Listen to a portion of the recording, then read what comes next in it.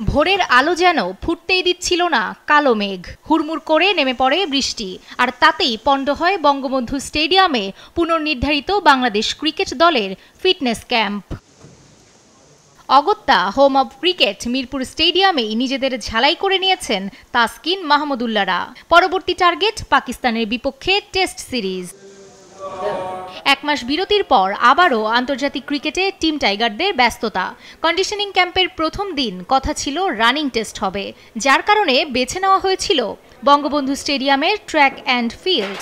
তবে বৃষ্টি বাগড়ায় মিরপুরে চার দেয়ালের মাঝে শুধু স্ট্রেংথ টেস্ট করেই সন্তুষ্ট থাকতে হয়েছে তাদের। রানিং টেস্টের ক্ষেত্রে এটা নেক্সট ডে ওয়েদারের উপর ডিপেন্ড করবে, আর আমাদের প্লেয়ারগুলির অ্যাভেলেবিলিটির উপর অনেক কিছু ডিপেন্ড করবে, কারণ অনেকগুলি প্লেয়ার তো এ টিমে চলে যাবে, প্লাস হচ্ছে পরবর্তীতে ন্যাশনাল টিমের প্রোগ্রাম অ্যাড হবে, তো সময়টা বের করে আবার হয়তো বা নেক্সট ডে প্ল্যান করা হবে।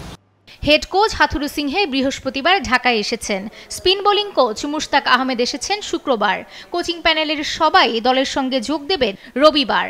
শান্ত, মুস্তাফিজ, সৌম্য, তাসকিন সহ মোট 14 জন ক্রিকেটার এদিন অনুশীলন করেছেন। স্ট্রেংথ টেস্টে ওভারঅল যারা যে বেঞ্চমার্ক ছিল চেষ্টা করছে যে বেঞ্চমার্কের কাছাকাছি যাওয়ার জন্য। মোস্ট কেসেস ম্যাক্সিমাম প্লেয়াররা ইমপ্রুভ করছে, এতটুকু বলা যায়। এটা অ্যাকচুয়ালি বাংলাদেশ ন্যাশনাল টিম প্লেয়ারদের জন্য। এখানে ধরুন কথার কথা মুশফিককে আজকে আপনারা হয়তো দেখেন নাই এখানে, কিন্তু মুশফিকও কিন্তু এই টেস্টটা অলরেডি অ্যাপিয়ার করে গেছে গত 16 তারিখে।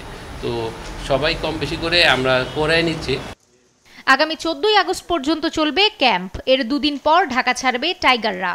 21 আগস্ট রাওয়ালপিন্ডিতে হবে পাকিস্তান বাংলাদেশ প্রথম টেস্ট, আর করাচিতে দ্বিতীয় টেস্ট শুরু হবে 30 আগস্ট।